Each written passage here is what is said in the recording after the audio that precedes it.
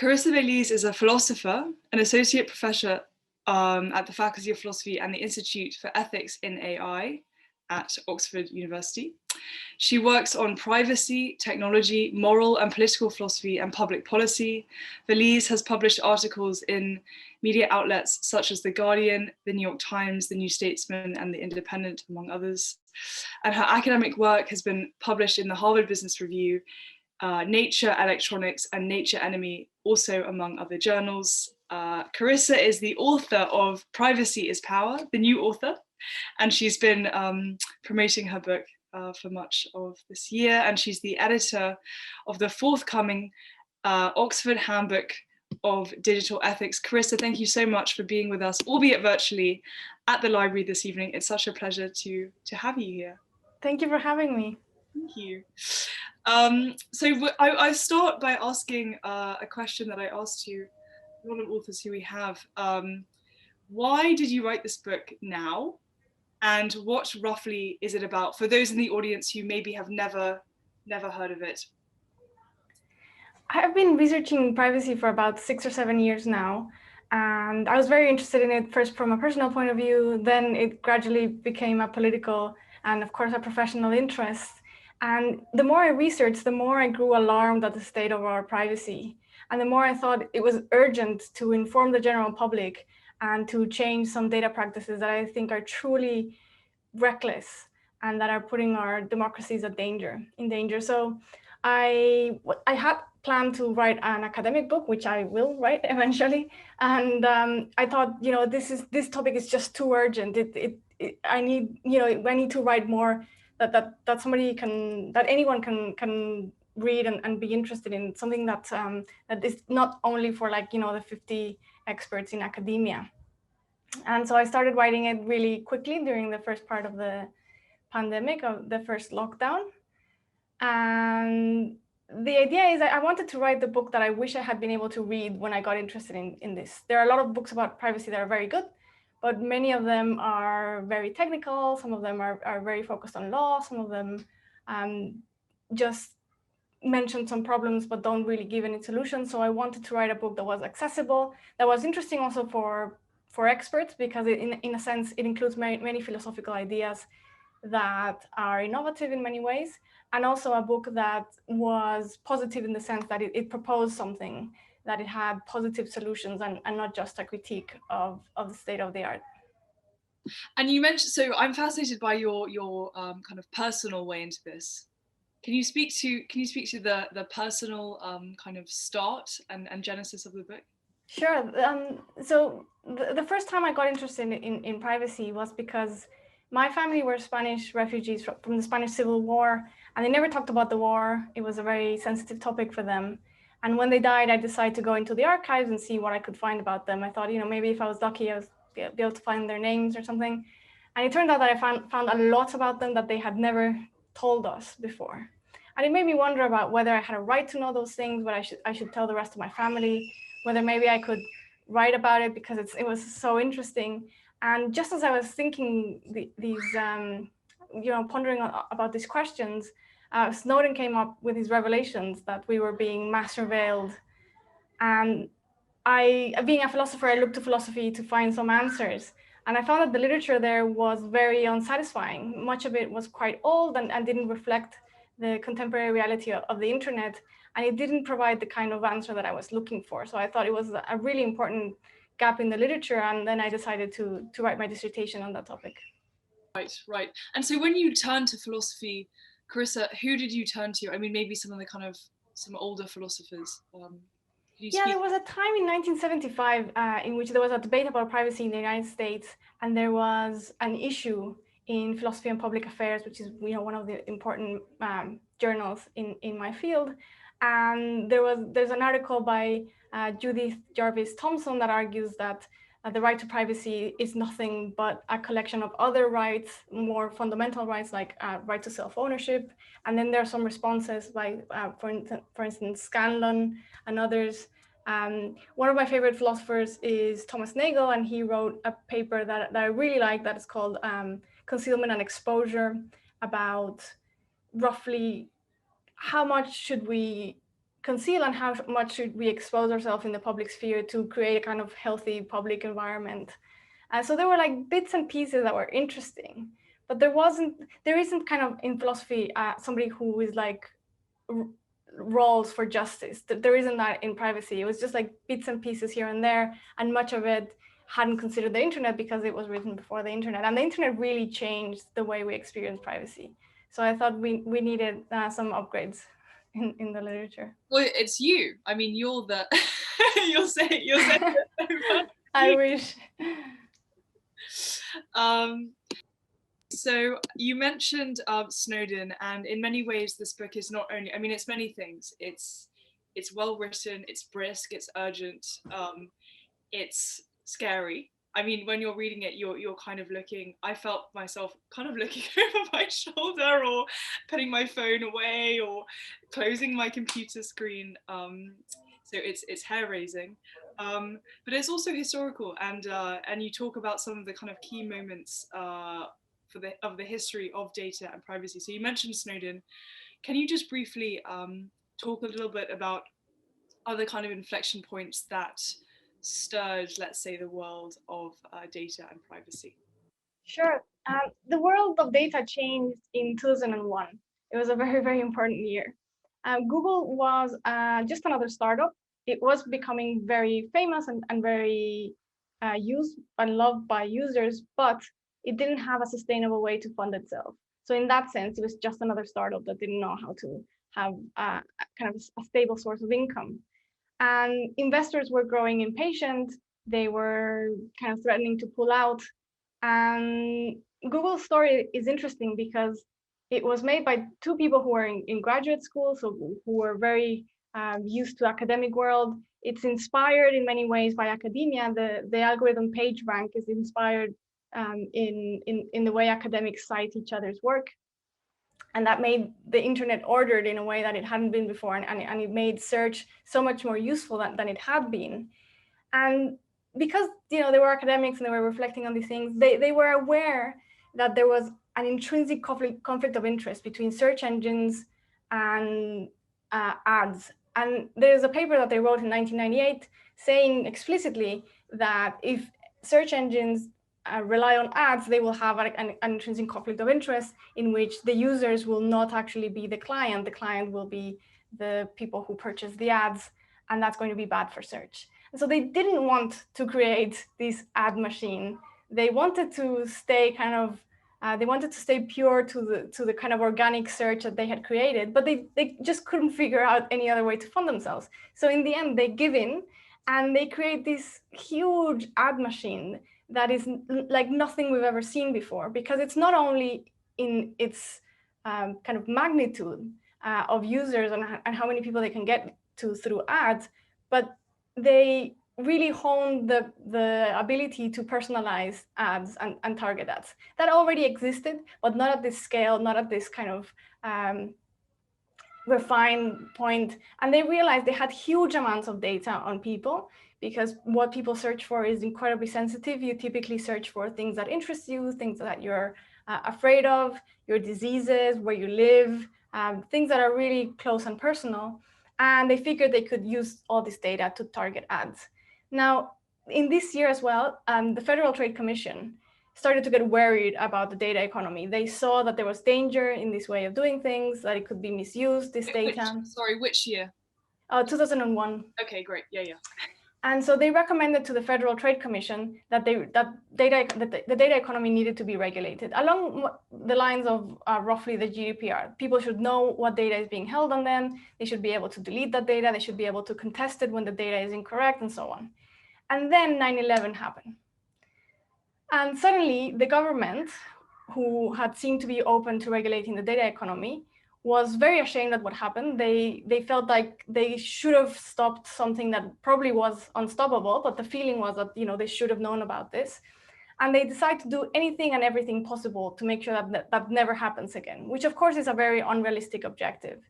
And they figure that they can literally make a copy of all that data that companies are collecting and saving, and that they can use it for national security purposes. Now, it just turns out that big data is not the kind of method that is good for preventing terrorism. Big data is brilliant at figuring out patterns in troves of data. So we're very good at knowing what are you going to buy next week, because there are billions of people buying things every single day, and we can find patterns in that data. But terrorism, by its very nature, is something very rare. And every time it happens in a different way. Terrorists want to evade the authorities, and so they're looking for different ways of doing things, and big data just doesn't work on that kind of thing. So it turns out that we gave our privacy up more or less for nothing, and it turns out that actually having all that personal data sloshing around is incredibly dangerous for national security. So it's kind of counterproductive. But at the time, I think it was intuitive to think that having all that data would help, but it just didn't. And so that's how the data economy kicked off. And more and more companies copied Google. They realized how much money Google was making, which is insane. So it kicks off in the States? Yes. Usually in the States, right, okay. Yeah. How quickly does it then spread to the rest of the world? Pretty quickly. I mean, one of the things that is unsettling is that we didn't realize all this was happening until more than a decade later. I mean, the first time you opened an email account, you probably never crossed your mind that you were giving up your data. It's just we were never told what the deal was. That narrative came like years later when the deal had been struck and you felt like you couldn't get out of it. So a lot of it we actually don't know. We don't have precise. These practices were very much underground. Companies weren't exactly announcing them. But certainly by 2010, it was something that was very much widespread. And of course, by 2020, it was called something like, the new oil and analogies like this.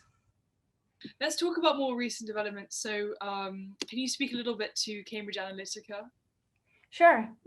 Cambridge Analytica is a textbook example of the relationship between knowledge and power. One of the things that I wanted to do with my book is explain that privacy is important because it's a matter of power. So a lot of people think, well, I have nothing to fear, nothing to hide, I'm not a criminal, I'm not shy, these kind of things. And my answer is, of course you have things to hide, because privacy is not a matter of being shy, it's not a matter of being a criminal, it's a matter of having power. And the more others know about you, the more vulnerable you are to them, the more power they have on you. So over you. So Cambridge Analytica is a great example because it shows how personal data can be used essentially to thwart democracy and to try to sway elections. And what they did was they gathered thousands and thousands of data points on pretty much every single American voter, about 200 billion American voters. And they did this in other places of the world, but let's just talk about the US as an example. And among the things that they did was they identified, for instance, 3.5 Black Americans who could be dissuaded. So these were people who were not very sure about who to vote for, and they got really hard ads on like things that were bad about Hillary Clinton, and including fake news and like horrible stuff, and things that were good about Trump, or they got ads to dissuade them from voting. So essentially, democracy is kind of a sham. It doesn't matter who wins. It's always the same thing. And this kind of narrative to make people stay at home. And statistically, it turns out that it works. Nobody wants to, think of themselves as somebody who can be prey to ads. But statistically, of course, we know that it works. And the thing with democracy is that you only need it to work for very few people to make a huge difference. So there are many elections that are won and lost just with a few thousand votes. So if you get those people, you could really change democracy, and that's what they tried to do.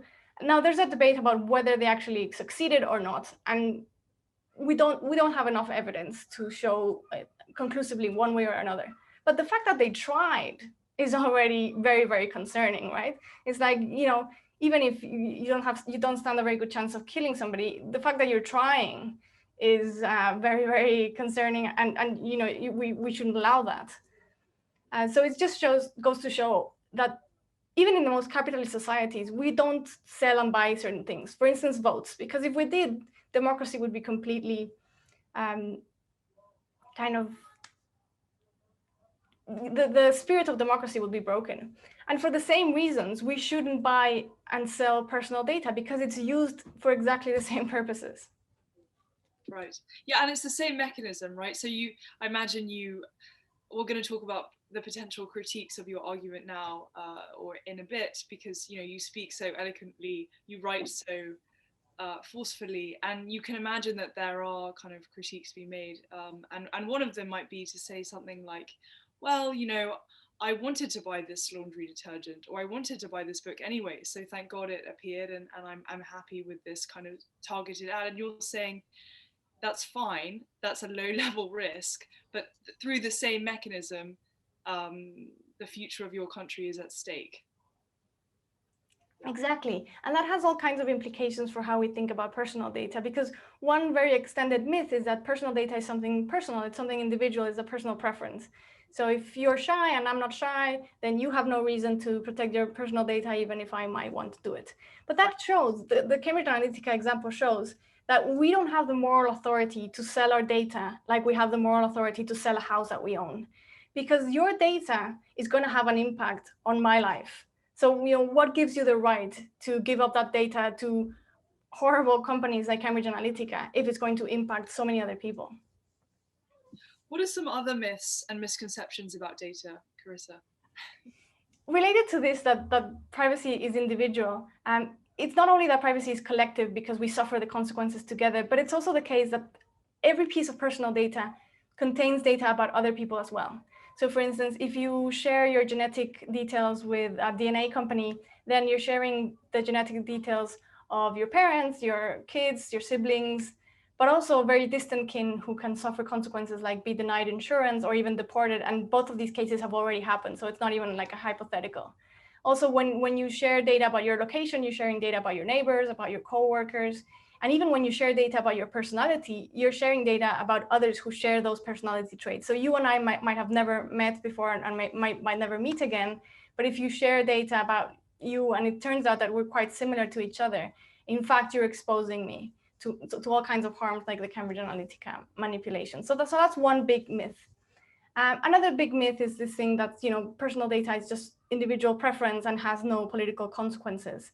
In fact, first and foremost, is a political concern. And as a citizenry, we should take control of our data to have a strong democracy.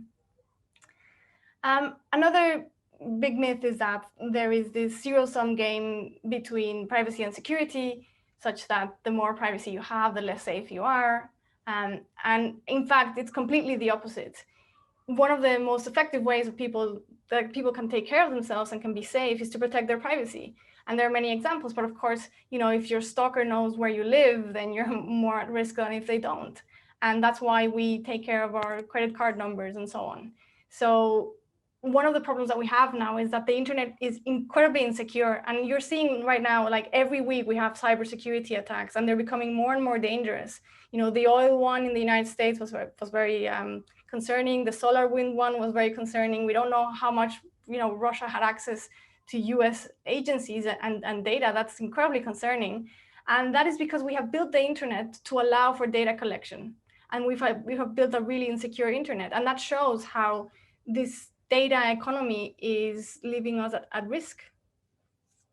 So we're talking about broad historical things and kind of large movements. I want to get back to the kind of granular day-to-day data collection, because I imagine a lot of people on the call in the event, virtual event right now, are thinking, well, oh my God, like I did, oh my God, how does this affect me? So your first chapter, it's a brilliant way into the book, frankly, because you take your reader through a step-by-step process of how their data is being collected from the moment they wake up and reach for their phone, which we're all guilty of, till they set their alarm before they go to bed at night. We don't have time to go into it all because it's too long and too scary, but can you just give the kind of, let's say, highlights of a day in a life of somebody living in, the UK, France, America, Western society? Yeah. Of course. So during the night, your phone is sending data that it has collected throughout the day and didn't send it because it didn't want you to notice that the battery was going down, essentially. So when you plug in your phone at night, all the data goes out. And then the moment you wake up, there are like hundreds of companies realizing at what time you wake up, whether you slept well or not, whether you are worried at night about something and you search for like your disease or whether you can pay your loan or something like that. They know who you sleep next to, and they figure out whether you're being unfaithful or not. And these things matter for decisions about your life. They know how quickly you walk because of, and how stable you are because you carry your phone on your pocket usually. And that can have implications for insurance. They're trying to calculate your life expectancy depending on how quickly or not you walk. They know how well you drive or not, how fast you drive, and that also has implications for insurance. Even the seat on your car, if you have a smart car, is tracking your weight and possibly sharing that with insurance companies and others. They are tracking what kind of music you're listening to in your car. And for instance, Spotify sells that information to bankers who want to figure out, like, if you're feeling blue, then maybe that has implications for whether you're going to pay your loan or not, and maybe you're not that attractive to banks. And it goes on and on and on. So they know about your diseases, about who your friends are, your family, your purchasing power, any kind, sexual practices, political tendencies, almost anything you can imagine they know about, and they sell it to data brokers who try to have a file on all the users around the world, all internet users, and then sell that file basically to the highest bidder. And they sell it in two ways. Either they sell it individually. So for instance, next time you go to ask for a loan to the bank, or next time you apply for a job to a big company, they will buy your file from a data broker and check you out. And that data, for all you know, might be inaccurate, and maybe sometimes it is. So you might have a PhD, but you get categorized as somebody who didn't finish high school, and you're going to be judged on the basis of that data. Or data brokers sell lists of people. And the kind of categories that they put people into are really concerning. So they include things like people who have been victims of rape, people who suffer from premature ejaculation or impotence, people who have HIV, people who are alcoholic, and they sell these lists to almost anyone who wants to buy them. And many times the institutions or organizations who buy them don't have your best interest at heart. And for instance, one of the common practices is to identify people who are prone to gambling and lure them into gambling, or people who are war veterans and lure them into payday loans and really bad deals. So it's a scary world, the data economy. It certainly is, and it gets scarier still. And we are going to get to the solutions before we open it up to questions and comments. If you haven't posted a question or comment, I encourage you to go ahead and start posting your questions and comments now, because I imagine there will be lots. It gets scarier still because, as I mentioned earlier, you could say, well, fine, I'm not shy, I have nothing to hide. Who cares if my phone knows that today I went on a walk around the block? But you argue in your conclusion that they know about how you think and how you feel. I mean, thinking we can see because of the search engine, but feeling, how can a piece of technology know my emotions? I mean, is that even possible? Yes and no. They think they know about your emotions, and that's almost more concerning than them actually knowing your emotions, because they can be misinterpreted, and that's quite dangerous. But more and more, surveillance is trying to get under your skin. So and you call it under the skin surveillance. Yeah, I take that term actually from Harari. Yeah, I think he uses that. And the idea is we're seeing like facial recognition is proliferating, and with facial recognition, there's new technology for emotional recognition. And the idea is that through facial gestures, they can recognize whether you're happy or sad. And sometimes these systems are very questionable. And they've been used, for instance, on students. There are now models that, so if you're a student, you're in the class and there's a camera watching, and then it decides when you're losing attention and kind of nudges you in one way or another. And it seems very questionable. It's very manipulative. A lot of the thing with the data economy is that it's not based on science. And that's really concerning, because many very important decisions in our lives depend on these algorithms that haven't been tested thoroughly. Another thing to have in mind is that... Sorry, if it's not based on science, what's it based on? Well, it's based on, sometimes it's based on a hunch, actually, like pretty much. Other times it's based... Give an example. Sure. So for instance, like the whole idea that national security needs more data, that's based on a hunch. And every piece of evidence we have shows that that hasn't been the case, that actually that amount of data has not helped to prevent terrorism. And that was based on a hunch that, kind of had sense, but it wasn't based on hard science. But other examples, for instance, many of the algorithms that are used for facial recognition, it turns out that they're not as good as recognizing people as the businesses brag. And that's because algorithms are tested in a lab with a very reduced kind of data set. And on that data set, the algorithm is 98% effective. But then you let it loose into the world and it gets exposed to very different people. So famously, data sets made by white guys are typically populated by white guys. And it turns out that, the facial recognition algorithm isn't as good as recognizing, for instance, Black women or women. And so you have these claims that are very, very impressive, but that is just a company who made a small study in a very kind of enclosed setting. It's not being peer reviewed. It's not being published in a magazine, in a journal, and the police is using it for public purposes. It's really kind of insane.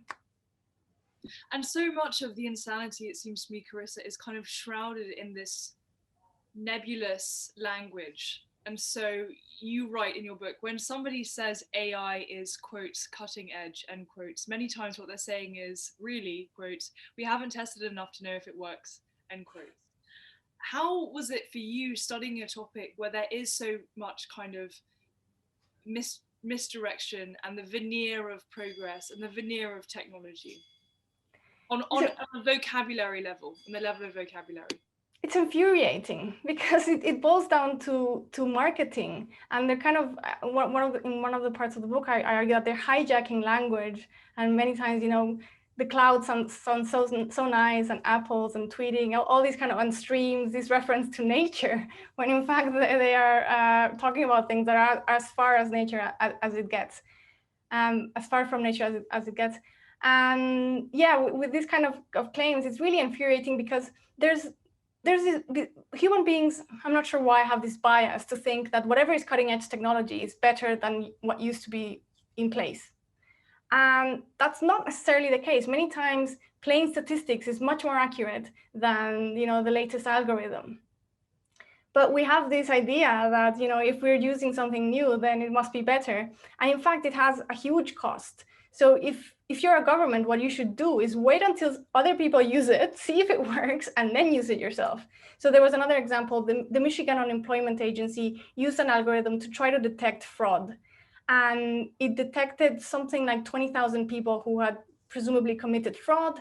And they got accused. Many times they went to court. Of course, they didn't get their unemployment checks anymore. So these were people who are already very vulnerable and whose lives got totally wrecked. Many people lost their families, their houses, etc. And it turned out that the algorithm was wrong 93% of the time. 93% of the time. Thousands of lives got wrecked, and they realized that this algorithm was wrong 2 years after it had been done, being used, and lives were broken. So that gives you a sense of how little tested, how we don't test algorithms enough, and we use it for hugely important things. Okay, it's going to get a little bit worse, and then we're going to go to the solutions. So obviously it gets worse because of COVID, because it's driven all of our lives online in ways that we could never have even anticipated, imagined.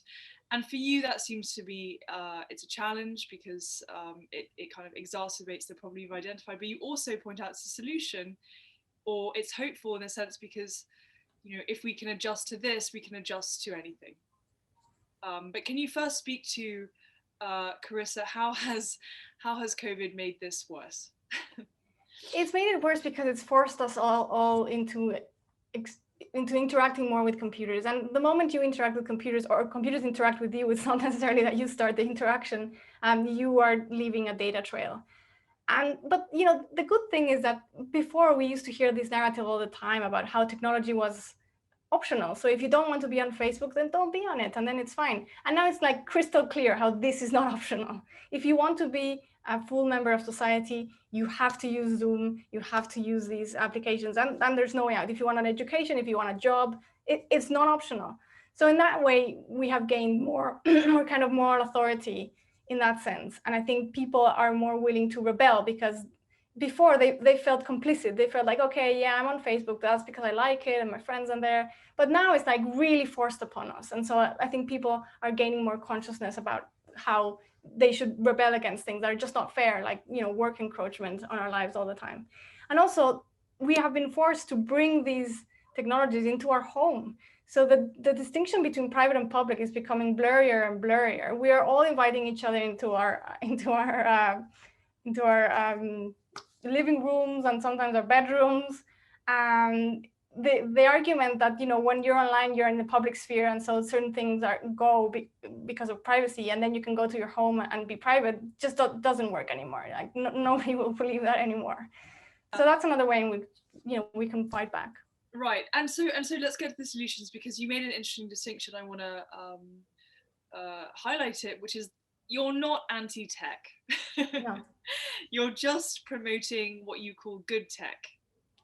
So let's talk about good tech and some of, so you have kind of two chapters that outline practical solutions. One is on a personal level, and one is kind of, you call it putting the plug on the data economy. So on kind of like a larger scale, how we might act in community. It's, you know, it seems to me that so much of what is important here is the effect that it has on one's community and being conscious of that effect.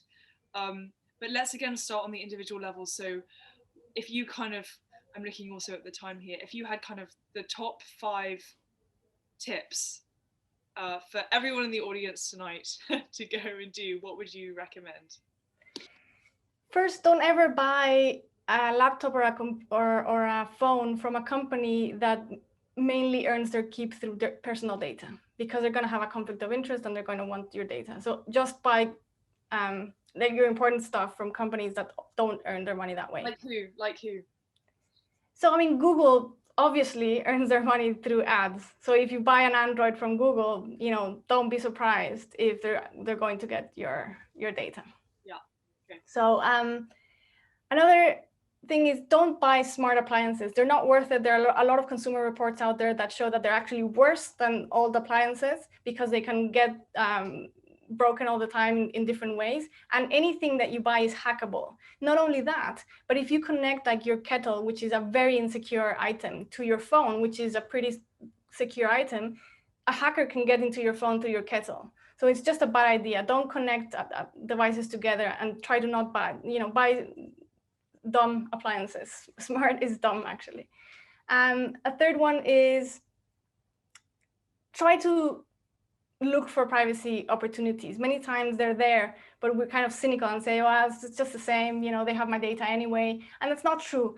Every data point counts, and every data point can save you from a possible identity theft or extortion or public humiliation. And also the fourth one is protect other people's privacy as well. This is a collective enterprise. So, you know, don't upload people's pictures without asking for their consent. Don't retweet or forward a message that's clearly violating somebody's privacy. And generally, try to build zones of privacy. So if you want to have a really good party, ask your friends not to take pictures and definitely not to upload them. If you want to have a really good conversation in your classroom, don't have microphones and cameras. And if you want to have a really intimate family setting, leave the phones outside a particular room, at least for a certain time. We really need tech-free spaces to guard our intimacy. So those are some. And contact your political representatives and pressure them, and ask companies for your data. Yeah, you know, it seems to me that so we record our events at the library, and on a personal level, but also as a library community, we're obviously interested in the freedom of speech. And I do wonder, this is I haven't thought about this before, but I do wonder, I mean, I have thought about it before, I didn't think I was gonna be saying it, to what extent our events are restricted by the fact that they're recorded, that the people who are speaking and that our conversations are restricted. I mean, I wonder, through the publicity of your book, did you feel like I mean, your book is radical and urgent. I mean, it's radical in the sense that you write with such fervor, but did you feel that in the publicity of your book and your argument that you had to kind of temper it, because you were aware that it would have an afterlife on the internet? No, I decided to go all out because I think it's the job of academics. You know, companies are not going to do it because they have private interests. Governments are not going to do it because they want to be voted in and they're kind of trying to please the public. Only academics have the independence to actually say what they think. And I genuinely think what we're doing is stupid and reckless, and somebody has to say it. So I went all out. But in the publicity of my book, I feel constantly uncomfortable, you know, because, you know, as somebody who cares about privacy and is quite private, you know, just by personality, this is kind of a nightmare. But at the same time, the only way to get the message out there is to talk about it and to expose myself. So it's kind of an uncomfortable place to be, but that's what I've chosen in the hopes that it's going to make a difference. Well, I think, you know, with every Zoom, with every event, and with every speech, you're making a difference, and I host here. So thank you again for being here. Thank you. I wanted to ask you, well, you mentioned it just now, Carissa, your career as an academic and academic writing. So I kind of mentioned this earlier, but what is so lovely, many things are lovely about your book, but it is so punchy and well written, and it reads quickly and crisply in a way that one might argue, I'm not arguing, one might argue that academic writing is longer and maybe more dense for kind of a lay public. How do you feel about writing in the academic sphere and then writing for a general public? It's like having two minds. It's a bit weird because yes, academic writing has to be more careful. You have to say, you know, on the one hand this, but on the other hand this, and the evidence is this, and the evidence is that, and it's much more nuanced. It's much more technical. But for the general audience, that is both, you know, it's boring, it's inaccessible, and it also leads itself to a lot more misunderstandings because when you're trying to add nuance, you're kind of presenting different arguments that are not your own. And then, you know, there's a lot of misunderstanding. So with this book, I just wanted to be crystal clear. And there's a lot of debate about whether academics can be activists or not, to what extent you should take a stand. But as an academic, if you spend 7 years researching something, you think we're sitting on a ticking bomb and nobody's doing anything about it. You also feel a responsibility to say it, to just get out there and say that like it is and speak truth to power. So it's kind of having a double life. It's interesting. How has it been kind of perceived in the academic in the academic world? Pretty positive as far as I can tell. I still have my job, and that kind of has surprised me because, you know, academia kind of changes a lot, and there are times in which popular books are not seen with that much interest. But I think we have all created, we're all more aware right now that democracy is at a point in which we're in danger. We used to be stronger, we're not as strong right now, things could go really wrong. And I think academics, and in particular philosophers, there's more of a push towards public philosophy and taking some responsibility for our societies. Okay, lovely. I'm getting so many questions, so I want to jump to them, and then if we have I have more questions, but I'm going to start moderating the chat. If you've joined late, you have stumbled in, probably on purpose, to a conversation. Hard to stumble by clicking on a link, but to a conversation hosted by the American Library in Paris. I'm Alice McCrum, the programs manager, and I'm in conversation with Carissa Véliz about her latest book, Privacy is Power, why and how you should take back control of your data. So I'm going to just jump in. Crystal asks Carissa, should we mask our computers, the video eye, with tape to protect ourselves? Sure, it costs very little and it can save you from a bad experience. So sometimes this footage could be used, for instance, to impersonate you, sometimes for very bad purposes. It's not very common, but, you know, it costs nothing and it can save you from that kind of experience, and also kind of an ex or something trying to hack you, or if you happen to be an interesting person, then even a kind of spy agency or something. So sure, why not? Jim notes, I miss the world before computers. Me too, kind of. I mean, I like to be able to communicate with people far away, but it didn't have to be this way, and that's really important. It's not computers. It didn't have to be this way. We don't need that data to make computers work. That data is being used for sale, and that's very different. So we can have like computers, but them being nicer to us. Nice computers, lovely computers. Casper asks, what responsibility does the public sector have in promoting agendas of privacy, and how does this compare with increasingly public sector digitalization? They have a huge responsibility, and right now, for instance, I'm really worried about the UK. It's not going there in the right direction. Just like we have tax havens, and the UK has a few. I think they're trying to become a data haven, and that's a really bad idea. And the one thing that makes me more optimistic is that intelligence agencies are figuring that having that amount of personal data is very dangerous, particularly when we have two rivals like Russia and China who are very good at hacking. So that might push the government into better regulating data, and that's my hope. Charlie asks, observes, you paint a dire picture regarding online privacy. I would agree.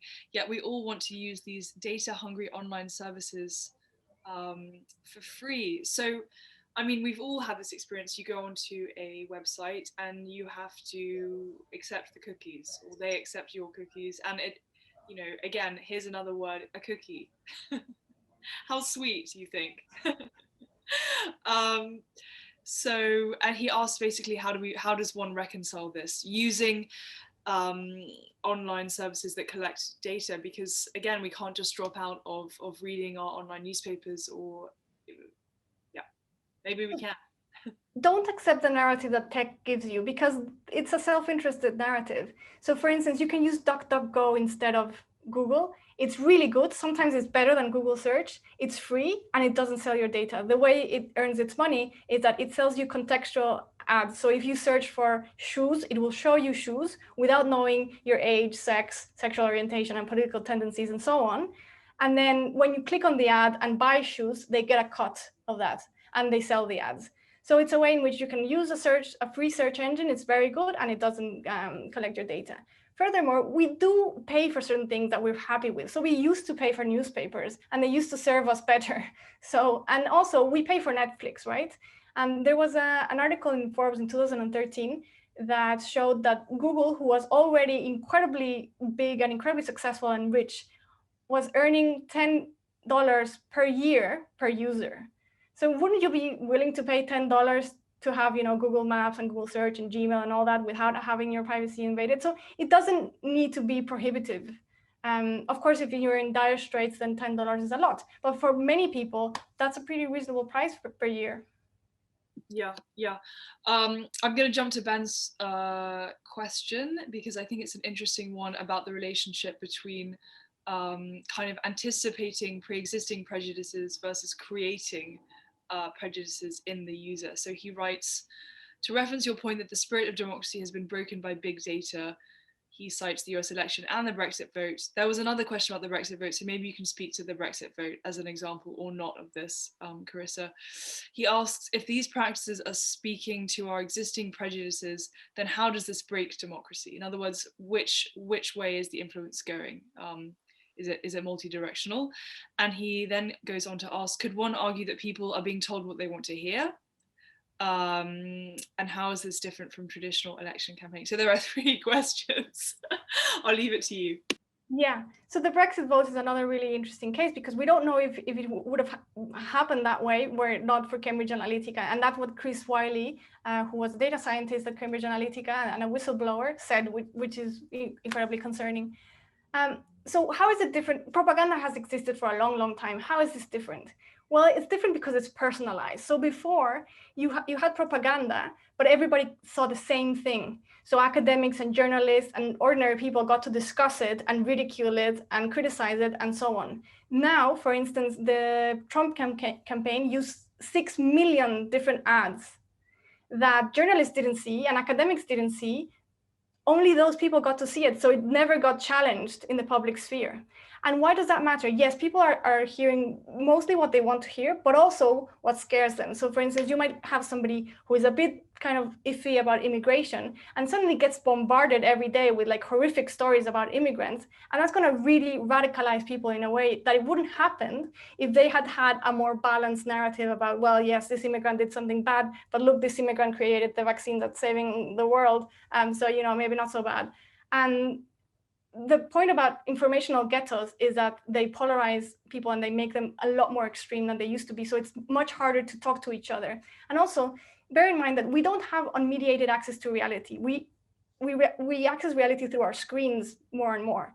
So if you and I have completely different pictures of the world, if you get a rosy picture of Boris Johnson and I get a devil picture of Boris Johnson, when we talk about Boris Johnson, it's going to be really hard to not think that the other one is either stupid or crazy. And we're not. It's just like we're getting very different pictures of the world.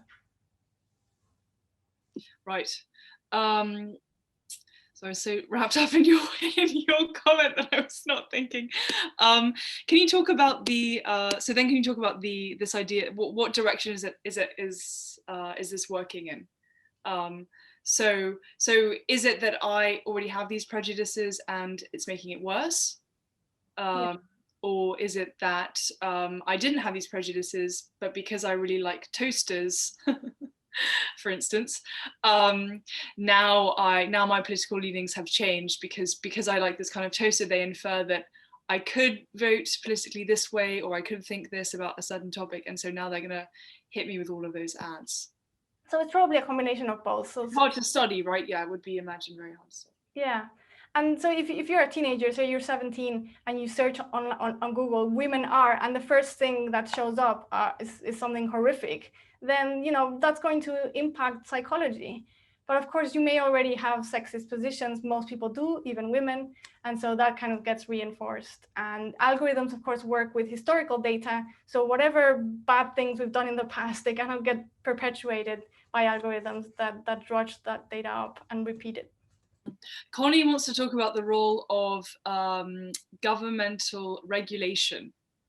What is the role of the government in all of this? We need government regulation. There's no way around it. We're not going to fix it without it. But for government regulation to happen, we need to put pressure. And companies and governments need to feel that people are fed up with this, that enough is enough, that we've been abused, that we've been lied to, that our personal data is being used against us, and that's wrong. So some of the things that I argue in my book is that we should end the data economy, just like we don't allow the buying and selling of votes. We shouldn't allow buying and selling of personal data. We should have very strict cybersecurity standards, and that's not going to happen without regulation. And companies push back, but let's remember that, for instance, car companies famously resisted the seat belts, right? They thought it was horrible, that it was uncomfortable, and that people were going to hate it. And actually, people were quite happy not to, you know, risk their lives when they got into their cars. So in the same way, companies might actually benefit from this regulation. Right now, if a company invests in cybersecurity, it's super expensive for them.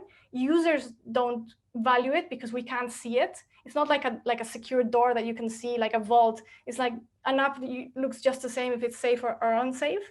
And if things go wrong, users are the ones who pay the brunt of it. So why would companies invest in cybersecurity? So we need governments to regulate that. And I think we need actually a diplomatic effort in that respect, because we need to come together with democratic countries and agree on standards.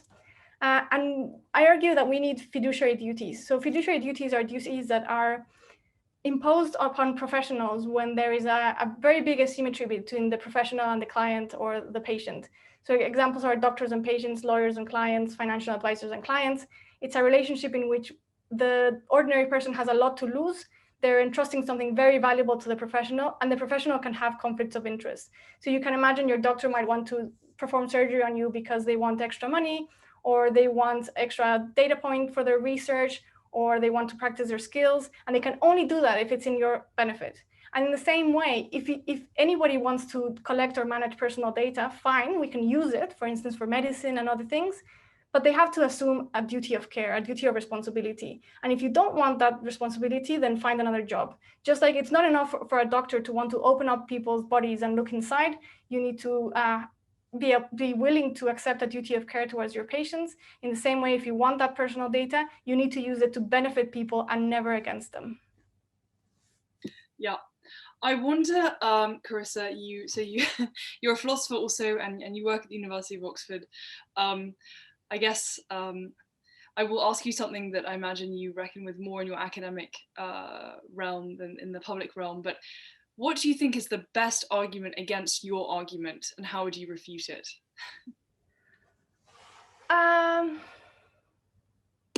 So I guess the best argument against my argument is that we need data for things like medicine and so on. I wouldn't refute it. I would agree. Yeah, it's good to have data for medicine, but that doesn't mean that we should allow companies to sell it or doctors to sell it.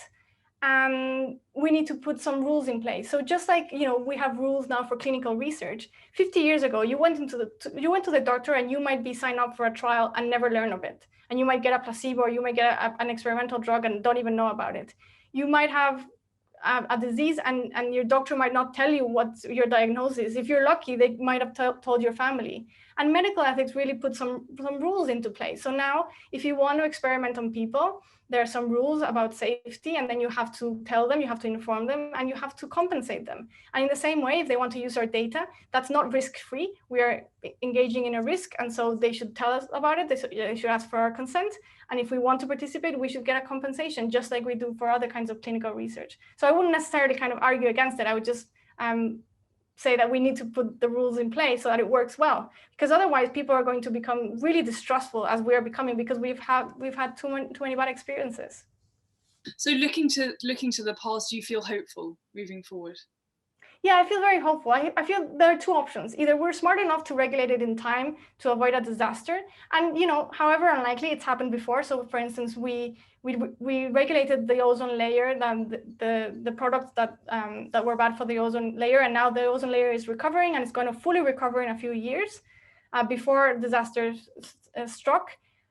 Or something really bad is going to happen in the West, something like a genocide, something like that. It's happened before. In my book, I explain how personal data was used by the Nazis and how that helped them kill people.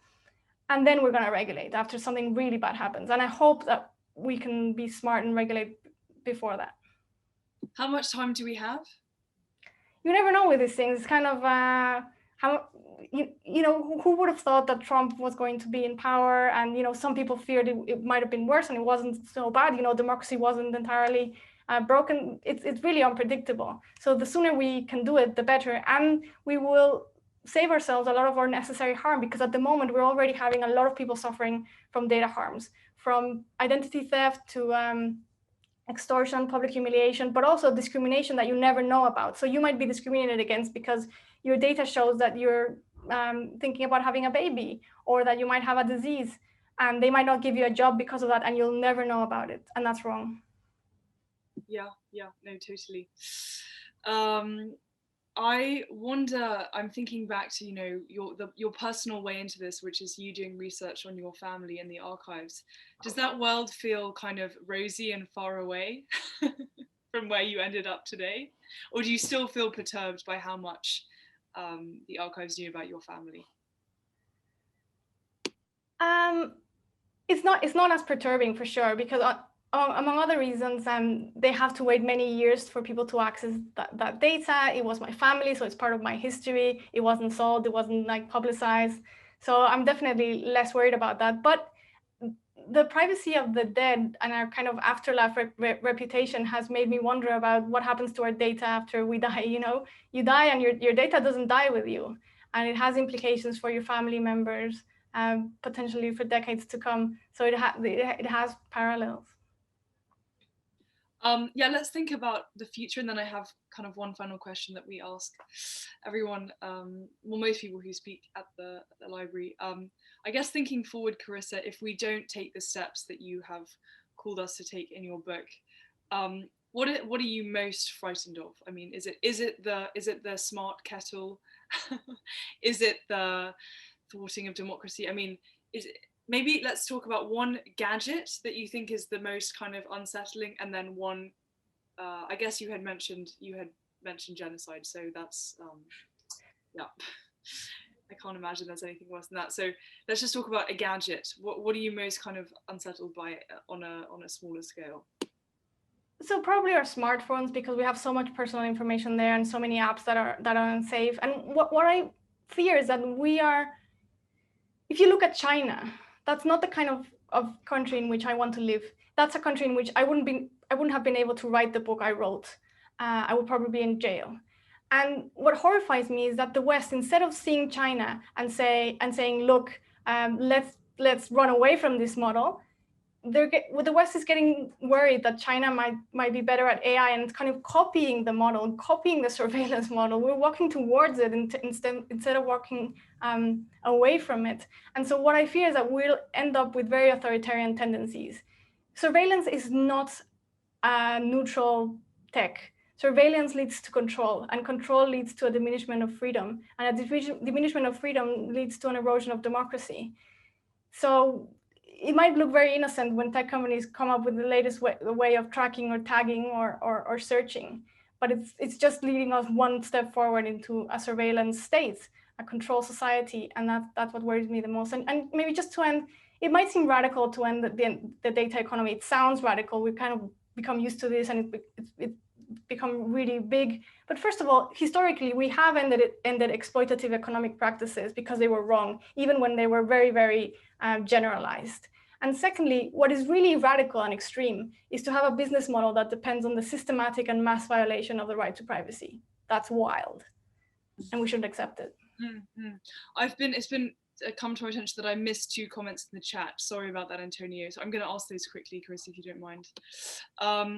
Antonio asks if this selling of data is really happening as widespread as you describe, despite the availability of data, correct or incorrect, really used? Is it as widespread as your kind of speech and also books make it seem like it is? Yes, and even more. It's insane.